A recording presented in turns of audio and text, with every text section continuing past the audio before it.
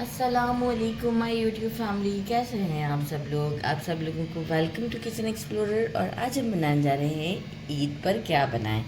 शीर खुरमा तो बनता ही है, तो इंस्टेंट 3 मिल्क केक बनाते हैं क्योंकि चांद रात को हमारे पास इतना तो टाइम होता ही नहीं कि हम केक बना सकें। तो इंस्टेंट 3 मिल्क केक कैसे बनता है, क्योंकि मेरे घर में ये बहुत ज़्यादा पसंद किया जाता है, तो वो आज मैं आपको बताती हूँ कि किस तरह आप इसे ईद के लिए सुबह जल्दी जल्दी रेडी कर सकते हैं। सुबह नहीं मीन्स रात में ही हम तो शीर खुरमा रेडी करते हैं। तो ये अच्छा, सबसे पहले मैंने ले लिया है अकॉर्डिंग टू माई बोल का साइज़ ना। तो मैंने ले लिए हैं 3, ये हमारे जो बेकरी पे रेडी केक मिलते हैं वनीला वाले स्पॉन्ज, वो ले लिए हैं। ये 3 लेने के बाद हम क्या करेंगे, इसे कट करेंगे, लेकिन वो मैं आपको बताऊंगी। साथ ही में हम एक इसका जो सिरप रेडी करते हैं वो कुछ यूँ है। Measuring 1/4 cup cream, it's optional, मुझे अच्छा लगता है फ्लेवर इसलिए मैं डालती हूँ, वरना एक्चुअल 3 मिल्क यही वाले हैं, like regular milk, condense milk और एवापोरेटेड मिल्क। इसे लोग स्किप कर देते हैं, लेकिन सबसे ज़्यादा मेन इंपॉर्टेंट चीज़ ही ये है। आप देखिए हमारा रेगुलर मिल्क का क्वांटिटी जस्ट 1/4 कप होता है। आप इससे भी बना के चेक कर सकते हैं, मिल्क से, रेगुलर मिल्क से भी और एवापोरेटेड मिल्क से, आपको साफ डिफरेंस पता चल जाएगा कि जब भी मैंने एवापोरेटेड मिल्क के साथ बनाया बहुत अच्छा बना है। अच्छा, 1/4 कप क्रीम है, 1/4 कप ही हमारा मिल्क है। कितना कम देखें यूज़ होता है मिल्क का। और 1.5 हाफ कप जो है वो हमारा कंडेंस मिल्क है, और एक पूरा कैन हमारा एवापोरेटेड मिल्क का है। इसे भी डायरेक्ट यूज़ नहीं करना होता है, जस्ट एक हमें से लाइट गरम सा करना होता है। एक पैन ले लिया, ये देखिए इसका कलर है, और इसमें कोई फ्लेवर नहीं होता है, लाइक स्वीट नहीं होता, ये मैं पहले भी बता चुकी हुई हूँ। कंडेंस मिल्क जो है वो हम इसमें डाल देते हैं। ये कंडेंस मिल्क ही मैंने बड़े वाले उसमें से निकाला है। अच्छा, स्वीटनेस आपको जितना देना है अकॉर्डिंग टू आप अपने टेस्ट के थोड़ा सा कंडेंस मिल्क बढ़ा भी सकते हैं, लेकिन ऑलरेडी देखिए बेकरी का केक होता है तो ये भी अच्छा खासा मीठा होता है, और ये इतना टेस्टी बनता है कि मैं आपको क्या बताऊँ। आप खुद देख लीजिएगा कि कितना झटपट रेडी होने वाला ये केक है, रेगुलर मिल्क। अच्छा, इसे एक अच्छा सा मिक्स दे देते हैं और जस्ट इसे गरम कर लेते हैं। राइट, इसे करते हैं फ़िलहाल अभी साइड पर। जो है वो डबल लेयर लगानी है इस केक की ना। तो हम क्या करते हैं, जो थोड़ा सा डूम सा है जहाँ से राइस हुआ हुआ होता है, ये पार्ट में से हटा देती हूँ फ़िलहाल। ये केक कटिंग की नाइफ़ होती है, बड़ी ज़बरदस्त होती है। अब मैं क्या करूँगी, इसे 2 हिस्सों में डिवाइड कर लेते हैं। इस तरह से सारे मैं अपने केक्स को कट कर लेती हूँ। फिर क्या करूँगी, इसे कट करने के बाद ये देखिए 1 2, राइट। मेरा तो काम फिर मुझे लग रहा है एक ही केक में हो जाएगा, 2 केक में ही हो जाएगा। तो हम चेक कर लेते, नहीं ना, हमें तो सेकेंड लेयर भी तो देनी है, लेकिन सेकेंड लेयर के लिए मुझे लग रहा है थोड़ी थिन सी लेयर यूज़ करनी पड़ेगी, क्योंकि जो है वो हमें फिर विपिंग क्रीम भी लगानी है। ये देखिए फर्स्ट लेयर मैंने लगा दी है, यहाँ पे थोड़ा सा स्पेस था तो छोटा सा पीस कट करके यहाँ लगा दिया है। अच्छा, मेक श्योर जो केक मैंने 3 केक कट किए ना, तो जो बेस तीनों का था ना, मैंने बेस ही फिर लगा दिया। पहले मैंने उठा के ऊपर वाला लगा दिया था ना पीस, नहीं, मैंने बेस ही फिर कर दिया है ताकि बेस हमारा अच्छा बन जाए। अच्छा, अब हम क्या करेंगे, थोड़ा सा एवापोरेटेड मिल्क का जो हमारा ये सिरप है, इसे थोड़ा सा वार्म करते हैं और फिर ये हम इसके ऊपर लगाते हैं। अच्छा, इसे सिर्फ 3 मिनट तक के लिए वार्म किया था, इससे ज़्यादा नहीं, ताकि जो क्रीम के भी कोई लम्ब्स थे तो वो भी साथ में डिज़ोल्व हो जाए। अभी ये बिल्कुल नॉर्मल से बस लाइट सा, बस वो 3 मिनट में आप सोच सकते हैं क्या हुआ होगा। मैंने जग में डाल दिया ताकि पोर करने में इजी रहे मुझे। सब तरफ से हम इसे डाल देते हैं और ये कुछ ही देर में से सोक कर लेगा।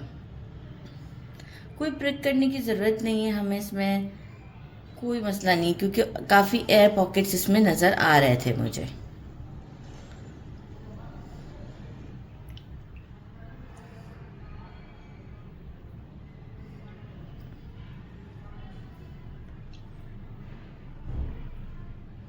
सारा बहुत ही अच्छे से ये देखिएगा एब्जॉर्ब कर लेगा। थोड़ा सा वेट करते हैं ताकि एब्जॉर्ब कर ले, फिर हम बाकी का ऐड करेंगे। ये देखिए बाकी का भी जल्दी जल्दी एब्जॉर्ब कर रही है। कॉर्नर ज़रूर करिएगा। अच्छा, अब जो है वो मीनवाइल हमें कोई ज़्यादा रेस्ट देने की ज़रूरत नहीं है, हम व्हिपिंग क्रीम फटाफट रेडी करते हैं। और कैरेमल हमारा ऑलरेडी रेडी है, क्योंकि कैरेमल सिरप रेडी मिलते हैं, तो मैं कंपनी तो शो नहीं करूँगी, लेकिन इसे छोटी बॉटल में भर लिया हुआ है। तो बस अब हम व्हिपिंग क्रीम को रेडी करते हैं। क्रीम को रेडी करते हैं। एक पैकेट व्हिपिंग क्रीम का ले लिया है, वो है अप्रॉक्स, मैं बताना भूल गई आप लोगों को कितना, 200 ml है। किसी भी अच्छी कंपनी का ले लीजिएगा। मेजरिंग हाफ कप उसमें हम डालेंगे आइसिंग शुगर। घर की पिसी हुई चीनी नहीं डालिएगा, आइसिंग शुगर ही डालिएगा। ये बेशक पिसी हुई चीनी जैसी लगती है, लेकिन जो है वो होती थोड़ा सा चेंज है। बीट करेंगे पहले स्लोली, इसके बाद फिर ग्रेजुअली स्पीड बढ़ाते रहेंगे।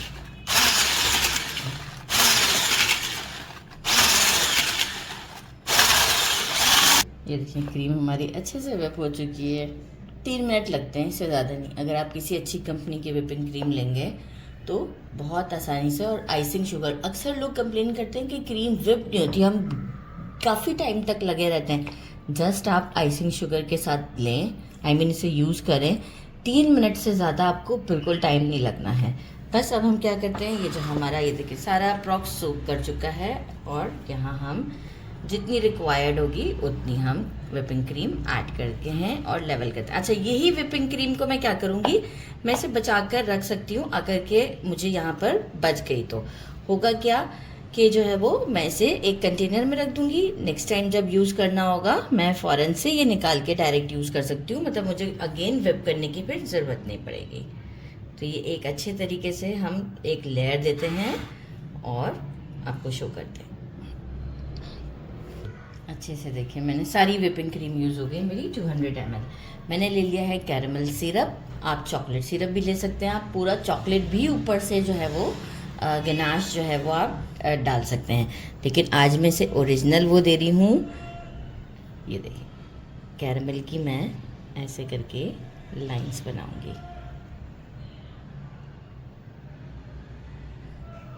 इस तरीके से करते हुए।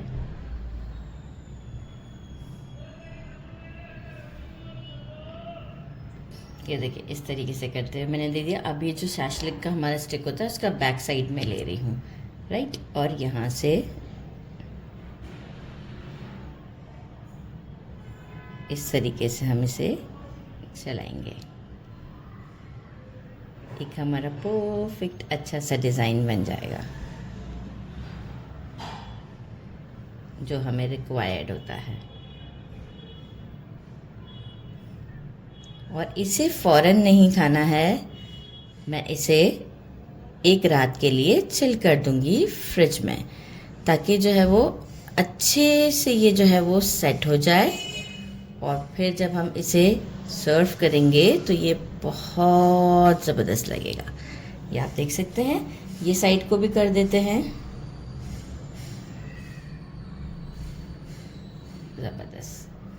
आप इसकी लुक चेक कर सकते हैं। अगर आपको बादाम पिस्ता कुछ डालना है तो साइडों पे थोड़ा सा डालें। मैं नहीं डालना चाहूँगी क्योंकि मैंने लास्ट टाइम केक भी खुद ही बेक किया था और मैंने गनाश के साथ बनाया था। It was so delicious.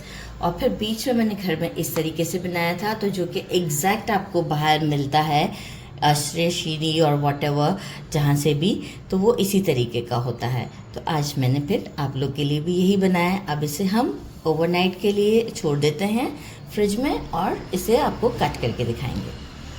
ये देखिए मैंने इसे निकाल दिया है और कट मुझे कैमरा मैन ने करके दिया था। मैं आपको यहाँ से सब जगह से इसका लुक दिखाना चाहती हूँ कितना ज़बरदस्त है। ठीक है, अब हम इसे निकाल लेते हैं प्लेट पे और फिर आपको ट्राई करके बताते हैं। बहुत ही सॉफ्ट सा है और आप देखें लुक कितना खूबसूरत है। तो चलिए जी इसे अब ट्राई करते हैं और आपको टेस्ट बताते हैं कैसा। Now it's time to try. Look at this, कितना सॉफ्ट है। ट्राई करते हैं। बिस्मिल्लाहिर्रहमानिर्रहीम। बहुत ज़्यादा सॉफ्ट, बहुत ही मतलब मुंह में जाते ही घुल गया। बहुत टेस्टी है, ज़रूर ट्राई कीजिएगा। मेरे चैनल को लाइक और सब्सक्राइब करना नहीं भूलिएगा। अपना ख्याल रखिएगा। अल्लाह हाफिज़। अच्छा, एक और चीज़ बतानी थी मुझे, ये मैंने डबल लेयर दिए थे केक के, देखें पता नहीं चल रहा, मैंने मतलब 2 लेयर दिए थे केक के। एक तो मैंने दिखाया था और दूसरा मैंने पहले उसके बाद फ़ौरन ही लगा दिया था, मिल्क पोर करने से पहले। अलग अलग पे मिल्क नहीं पोर किया था। आप ये देखें कि एक साथ लग रहा है कि कोई लेयर ही नहीं है, मतलब डबल लेयर नहीं है। ठीक है, बस इतना बताना था। अल्लाह हाफिज़।